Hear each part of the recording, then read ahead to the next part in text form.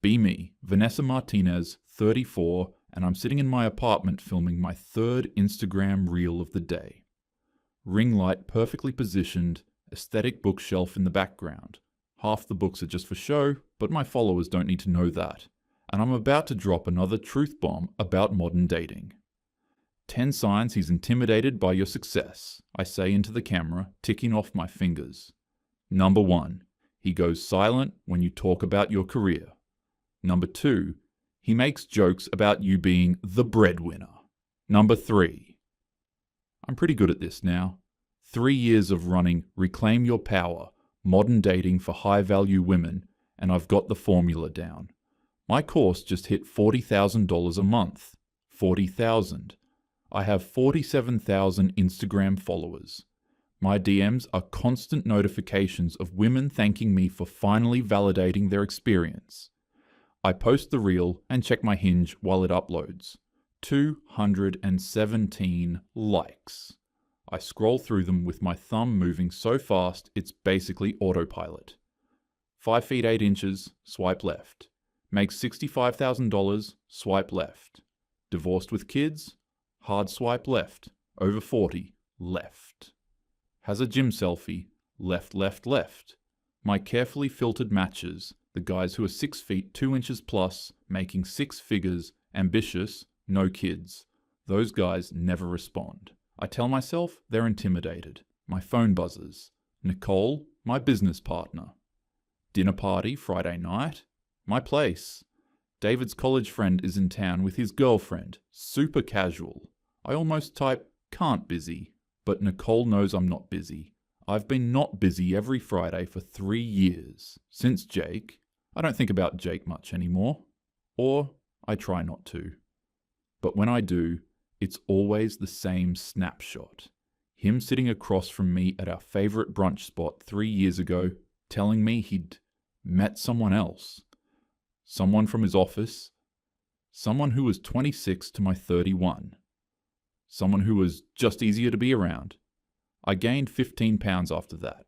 Cried for 2 months. Then I got angry. And that anger built an empire. Because here's what I realized. Jake didn't leave because I changed. Jake left because men are fundamentally broken. They can't handle women who challenge them, who have their own careers, who don't need them. And if I felt that way, thousands of other women must feel that way too. So I built a business around it.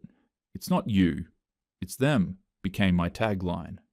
I type back to Nicole, fine. But if anyone asks why I'm single, I'm leaving.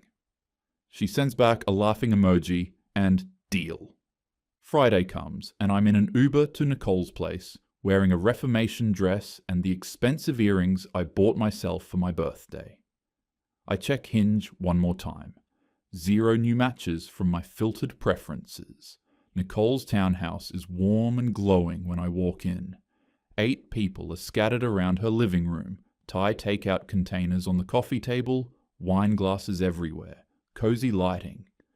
V, Nicole hugs me at the door. Come meet everyone. She pulls me toward a couple sitting on the love seat. This is Jess and Marcus. Marcus and David went to UCLA together. Jess stands up first. 28, maybe. Pretty in that effortless way some girls just have. No makeup that I can see, wearing jeans and a simple sweater. She has that fresh-faced glow I remember having a decade ago. Marcus is tall, decent-looking, dark hair going slightly grey at the temples. He shakes my hand firmly. We settle into the group. Someone passes me wine and I take a long sip. So Vanessa, one of David's friends says, what do you do? This is my favourite question. I'm a dating coach, I say. I help women navigate modern dating and understand their worth. Marcus looks up. Oh, that's interesting. What's the biggest challenge your clients face? I shift into professional mode. Honestly, men. I laugh, but I'm serious. Men have no idea what they want anymore. They swipe endlessly on apps. They can't commit to anything. They get intimidated by successful women. I don't know if that's fair, Marcus says, calm but firm. I think men know what they want. It's just that what women are offering doesn't always match what they're demanding in return. The room gets quieter. What does that mean? I ask, edge in my voice. Just that dating is a marketplace, right? Both sides are bringing something to the table. And I think a lot of modern dating advice tells women to increase their demands while decreasing what they offer. That creates a mismatch. I feel my face getting hot. So you're saying women should lower their standards? I'm saying women should be realistic about market dynamics? Market dynamics, I repeat. You're talking about human relationships like they're economics. They kind of are, Marcus says, and Jess touches his arm like she's trying to signal him to stop, but he continues. Supply and demand, value exchange. Men with options are choosing based on specific criteria, and if women aren't meeting that criteria while demanding that men meet theirs, that's a mismatch. I take another drink. This is exactly what I'm talking about. Men don't want women to have standards. They want us to just be grateful for the bare minimum. That's not what I said. You're saying women should accept less? I'm saying women should offer more. The table goes fully silent. David clears his throat. One of the other women looks down at her plate. I'm about to respond, but Marcus isn't done. Look, real talk. You're teaching women to be more demanding, more independent, more masculine in their energy, right? Screen harder, test more, make men prove themselves constantly. But the men you want them to attract, the high earners, the ambitious guys, the ones with options, those men are dating women who make their lives easier, not harder. They're dating women in their mid to late 20s who are pleasant, cooperative, and feminine. Your clients are competing in a market they've aged out of with a strategy that repels the exact men they want. That's not men ruining dating. That's bad coaching. I open my mouth, but nothing comes out. Marcus looks at me. Not mean, just matter of fact. Are you in a relationship? I'm focused on my business. Right. So you're selling a product you can't demonstrate works on yourself. Nicole stands up quickly. Okay, who wants more wine? David laughs awkwardly. Well, that got heavy fast. Jess whispers, babe. I feel like I'm underwater. Everyone at this table just watched me get intellectually dismantled by a guy I met 20 minutes ago. My face is burning. My hands are shaking around my wine glass. I excuse myself to the bathroom, lock the door, stare at myself in the mirror. He's wrong. He has to be wrong. I have 47,000 followers. I make $40,000 a month. But my hands won't stop shaking. I hear muffled voices from the living room, someone saying, "That was intense." I compose myself, come back out, grab my purse. I have an early morning. Thanks for having me. In the Uber, I replay Marcus's words on a loop. I open Instagram. Nicole posted a story earlier. Jess is in it, laughing, looking effortlessly pretty. I click on Jess's profile. Elementary school teacher, photos of her classroom, weekend trips with Marcus, coffee shops. One recent post, photo of them at dinner. Caption, grateful for this one. She's younger, probably makes $40,000 a year, and he treats her like she's the prize. Meanwhile, I'm building an empire and can't get a text back. He's wrong, I tell myself. But I don't believe it anymore. I don't sleep. At 6 a.m., I'm staring at my phone, replaying the dinner party. First thing, check Hinge. 0 new matches in my filtered preferences. Then, I do something I know I shouldn't. I find Marcus on Instagram through Nicole's followers. His profile is exactly what I expected. Normal guy. Photos hiking at breweries with Jess. They look genuinely happy in that annoying way that makes you wonder what they have that you don't. I scroll back months. They've been together over a year. Before Jess, there are photos with another girl, also younger, also pretty. Comments? You two are perfect, and relationship goals. My phone buzzes, DM from Rachel. Hey, can we talk? Rachel is my star client. The success story I use in all my marketing. I call her immediately. What's up? She sounds nervous. So, my fiancé saw that testimonial video I did for your course, and he asked me about it. My stomach drops. What about it? He wanted to know what specifically you taught me that led to us meeting, and I had to tell him the truth. What truth? That I didn't actually meet him using your methods. I met him at a work conference. He asked for my number. I said yes. He planned the dates. I just showed up and was nice to him. Silence. Vanessa, he doesn't fit your checklist at all. He's 5 feet 9 inches. He makes $68,000 as a middle school teacher. We went exclusive after 3 weeks. Your entire course tells women to avoid guys like him. So you lied in the testimonial. I mean, you needed a success story and it helped both our brands. But I can't keep it up. He thinks it's weird that I'm promoting dating advice I didn't actually follow. After we hang up, I sit on my couch, staring at nothing. And my star testimonial is fake. Then I check my email, 3 refund requests overnight, 1 message attached. I'm 38. I spent 2 years following your advice. I rejected good men because they didn't meet your checklist. I played hard to get with guys who were actually interested. Now those guys are in relationships and I'm more single than ever. Your advice made my life worse. I want my money back. I close my laptop. Open Instagram. Notification. Jake mentioned you in a story. I click it. It's a reshare from a mutual friend. Jake and his girlfriend are engaged. The girl is 28 now. She was 25 when he left me. She's beaming in the photo, showing off the ring. Jake looks genuinely happy. Happier than he ever looked with me. I stare at it until my eyes blur. Nicole texts, "Hey, about last night. You okay?" "I'm fine. Marcus was out of line. He was kind of harsh, but I don't know. I think he had a point." I stare at the message. "Are you serious right now?" V. "I love you, but I got engaged by doing the opposite of what you teach. I met David on Hinge. He's 5 feet 10 inches, makes $72,000. We went exclusive after 2 weeks. By your course standards, I settled, but I'm happier than I've ever been." I don't respond. She texts again. Just think about it. Everything I built my identity on is cracking. Then my notifications explode. I open Twitter. Someone recorded Marcus's takedown at the dinner party. David's friend must have filmed it and posted it with the caption, "Dating coach gets reality checked in 30 seconds." The video has 200,000 views already. I scroll through comments. He cooked her. This is exactly what women need to hear. She had no response, LMAO. My man spit in facts. But then I see other comments. "Where's her course link? I want a refund."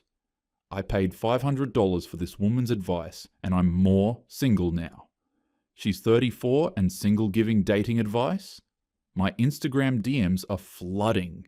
Not thank yous this time. Angry messages, refund demands. One message stops me cold. "You ruined 3 years of my life. I'm 37 now. The good men I rejected because of your standards are all married. I hope you're happy with your business." I close the app. My hands are shaking. My Stripe dashboard shows 15 refund requests in the past 2 hours. My course revenue is bleeding. My mum calls Wednesday. "Vanessa, are you coming to Linda's barbecue this weekend?" Aunt Linda. My mum's sister. Divorced twice. Single for 15 years. "I don't know, Mum. I'm busy." "You're always busy. Linda would love to see you. Maya's bringing her fiancé." Maya. My cousin. 29, engaged to an electrician. I almost say no, but then something clicks.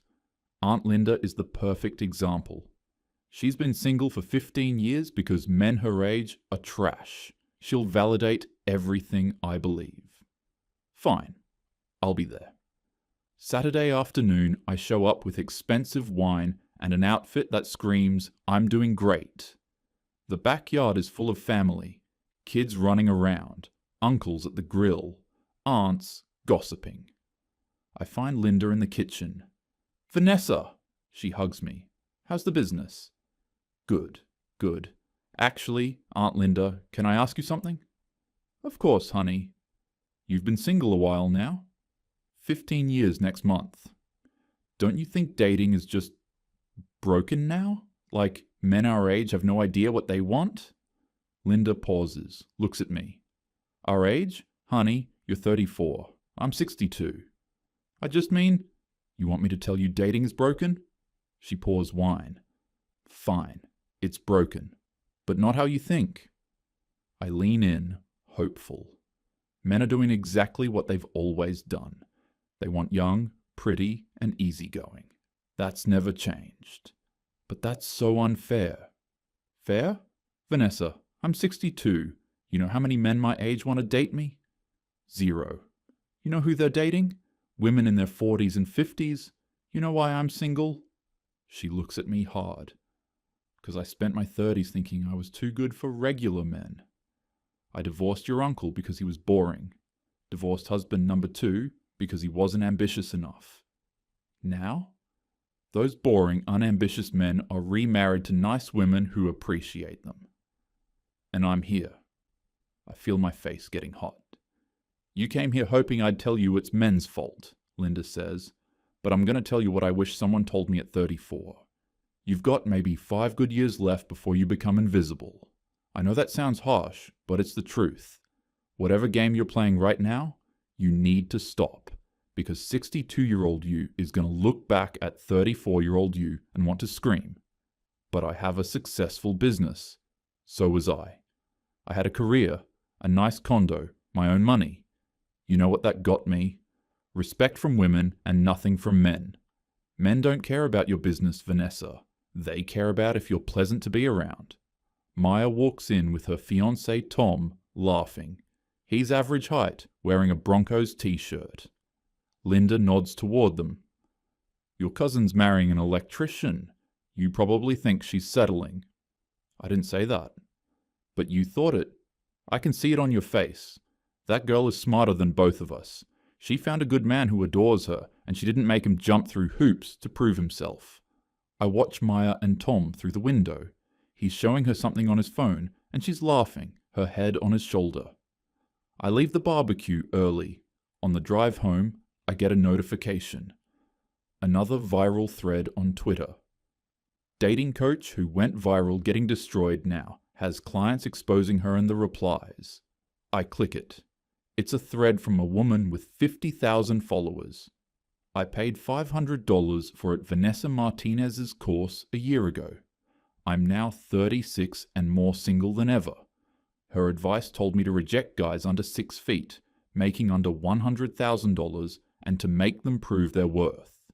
I rejected good men because of this. Thread of red flags I missed because of her coaching. The thread has 15 replies. Each one is a story of a man she rejected who's now engaged to someone else. The comments are brutal. This is what happens when bitter women give dating advice. She's 34 and single herself, grifter behavior. But some women are defending me. Men are just mad she told us our worth. Then I see a comment that stops me. Her ex-boyfriend Jake just got engaged. Maybe ask him why he left her. Someone replies with Jake's Instagram. I click it before I can stop myself. There's a new post. Jake and his fiancée. Announcement post. She's glowing. 28. Belly slightly rounded. She's pregnant. The caption. Can't wait to start this next chapter with you. You make everything easier. You make everything easier. Not, you challenge me to be better. Or, you push me to grow. Easier. I pull over and cry in a Whole Foods parking lot for 20 minutes. That night, I'm home, wine in hand, scrolling through the wreckage. My course revenue has dropped from $40,000 to $22,000 in 1 week. 38 refund requests. My Instagram following dropped by 3,000. A former client posted a TikTok. My dating coach kept me single for 3 years. Here's what she got wrong. It has 800,000 views. I open my laptop. Look at my course curriculum with fresh eyes. Module 1. Why you're single. Hint, it's not you. Module 3. The high-value woman checklist never settle. Module 5. Make him prove his worth. Every module suddenly reads like instructions for dying alone. I've been selling women a lie. Not completely, but enough. I check my Hinge. 217 likes I've rejected. 50 plus likes I sent out that went nowhere. I filter by most compatible. There's a guy, 36, high school history teacher, 5 feet 10 inches, likes hiking and cooking. His profile is earnest and sweet. One photo shows him with his dog. Old me would have swiped left instantly. I stare at his photo. Then I scroll Instagram. Nicole and David posted couple photos. Jess posted a story of her and Marcus at brunch. Rachel posted about wedding planning. 3 former clients posted engagement announcements this week. None of their fiancés fit my high-value checklist, but they all look happy. Really happy. I think about Linda's warning. Jake's caption, Marcus's words at the dinner party. Your clients are competing in a market they've aged out of with a strategy that repels the exact men they want. My phone buzzes. Email notification. Subject. Refund request. A message. I open it. Vanessa, I'm the woman who wrote that I'm 38 and wasted 2 years on your course. I don't actually want the refund anymore. I want you to know something. After I sent that email, I matched with a guy who's 5 feet 9 inches, makes $55,000 as a middle school counselor, and has a 6-year-old daughter. By your standards, I should have swiped left immediately, but I was so angry at your advice that I swiped right out of spite. We've been dating for 3 weeks. He's the kindest man I've ever met. His daughter is amazing. I'm happier than I've been in years. I don't think you're a bad person. I think you're hurting and you built a business on that hurt. I hope you find what you're looking for before it's too late. Michelle. I read it 3 times, then I go back to my course backend. Archive, all men are trash until proven otherwise. Archive, why you should never chase. Archive, make him prove his worth. Update.